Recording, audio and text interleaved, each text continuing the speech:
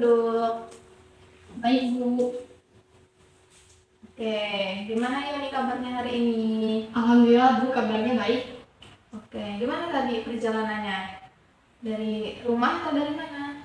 Tadi saya pulang sekolah sempat ke rumah dulu Bu, ganti baju biar nggak pakai baju sekolah.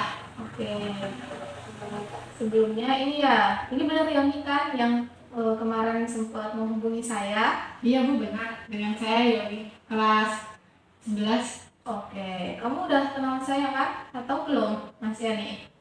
Udah kenal Bu kan, makanya saya menghubungi Bu. Oke, sebelumnya Yoni yang menghubungi saya untuk kita mengadakan sesi konseling, tapi tempatnya nggak di sekolahan nih, kita cari di tempat lain di jam luar pelajaran. Nah, kira-kira ada apa Yoni mengadakan konselingnya di tempat lain gitu, bukan di sekolahan? Karena itu Bu, kalau misalnya di sekolahan agak kayak kurang kondusif gitu ya Bu menurut saya. Karena di sana tuh kan berisik, punya anak sekolah, apalagi kalau jam istirahat itu kan rata anak-anak pada mainan teriak-teriak gitu. Jadi kayak kurang fokus, kurang enak gitu Bu, kurang nyaman. Oke, nggak apa-apa banget kok, dimanapun boleh gitu. Oke, jadi Yoni datang ke sini kan untuk melaksanakan si konseling.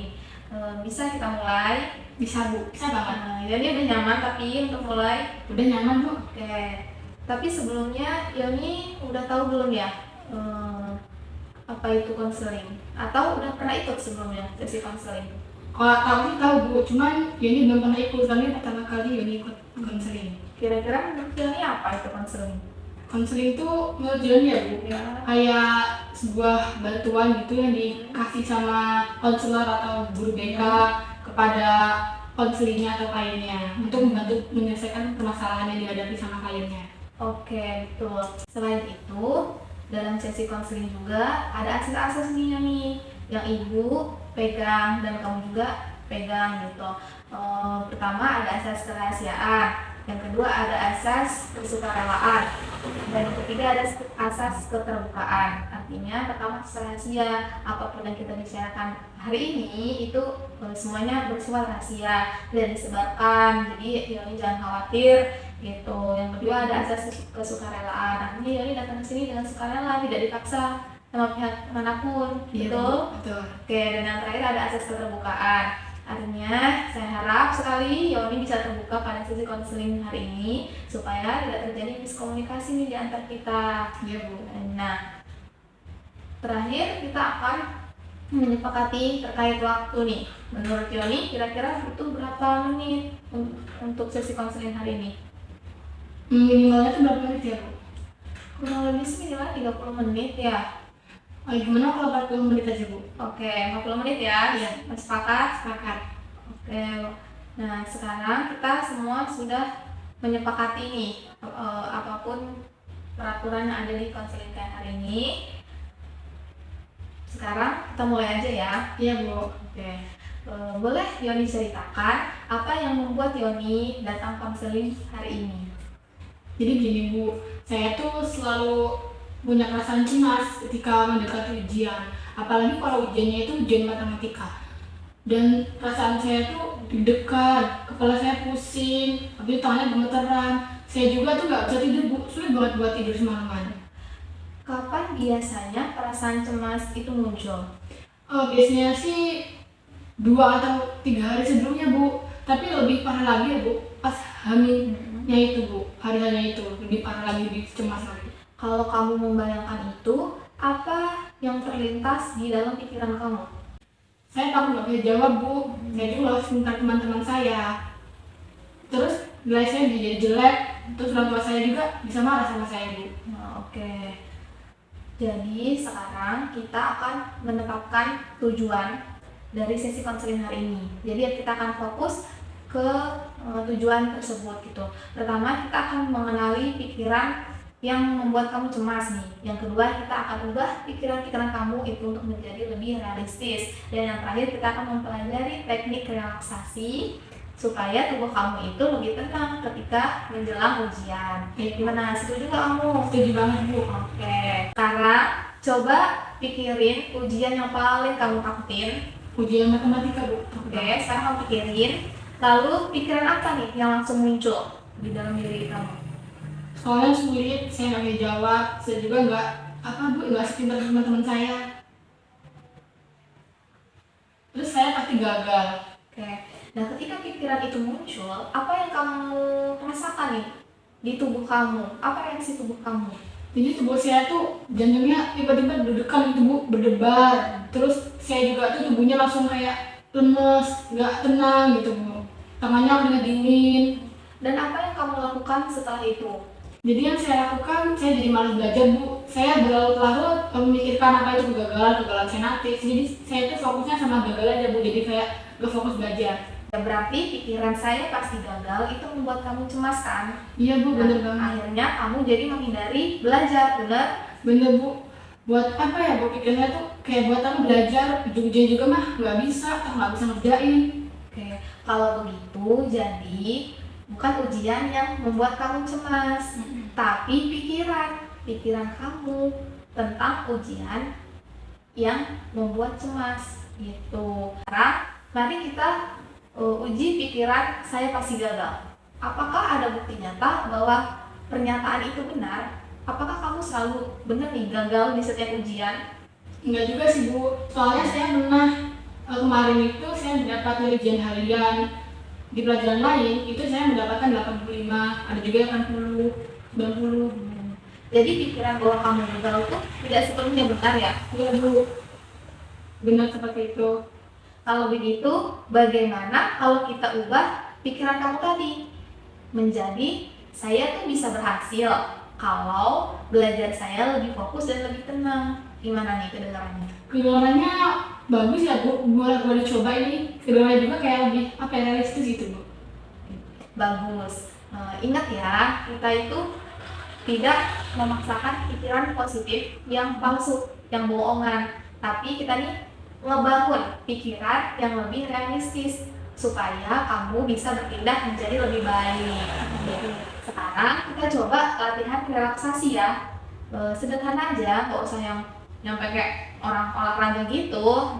Sekarang kita bisa tarik nafas pelan-pelan aja lewat hidung selama 4 hitungan, yaitu tahan selama 2 detik, lalu keluarkan lewat mulut selama 4 hitungan. Sekarang kita coba, atau mau dipraktekin dulu nih? Atau saya dulu yang mempraktekkan? Langsung coba aja gimana Bu? Oke, boleh. Yuk, kita mulai ya bareng-bareng. 1, 2, 3, tarik nafas, keluarkan. Lagi, keluarkan. Oke, gimana nih rasanya setelah ngelakuin teknik tadi? Rasanya jadi lebih tenang Bu, kayak nggak cemasan gitu Bu, kayak cemasan tuh udah berkurang. Terus saya jadi kayak rileks lagi, badannya jadi enteng ringan gitu. Bagus sekali kalau gitu. Jadi latihan ini bisa kamu lakuin, bisa kamu coba dari sebelum belajar atau ketika sebelum ujian. Baik Bu, akan saya coba untuk menerapkannya. Tujuannya bukan untuk menghilangkan kecemasan kamu tadi ya, tapi untuk menurunkan intensitas kecemasan kamu supaya kamu bisa berpikir jernih. Baik Bu, saya paham. Sekarang kita mulai rancang langkah-langkah kecil ya yang bisa kamu lakukan gitu. Misalnya pertama, kamu bisa melakukan latihan pernafasan selama 5 menit sebelum kamu tidur. Yang kedua, kamu bisa belajar menggunakan teknik Pomodoro, yaitu 25 menit kamu fokus untuk belajar, terus 5 menit kamu istirahat nih, bisa kamu bebas untuk makan atau apa. 3, ketika pikiran saya pasti gagal muncul, kamu bisa tulis di catatan nih dan mulai ubah dengan pikiran alternatif yang lebih realistis. Oh baik Bu, saya akan coba. Lalu ibu akan kasih tugas rumah untuk kamu. Nah, tugas untuk di minggu ini kamu bisa mencatat setiap kali kamu merasa cemas ketika menjelang ujian. Jadi kamu tulisin, bisa buat tabel atau apapun ya, bisa berbentuknya tabel atau yang biasa aja. Kamu tuliskan situasi yang membuat kamu cemas, lalu pikiran-pikiran apa yang muncul ketika kamu ada di situasi tersebut, lalu yang ketiga, perasaan apa nih yang kamu rasain, terus apa bukti pro sama kontranya.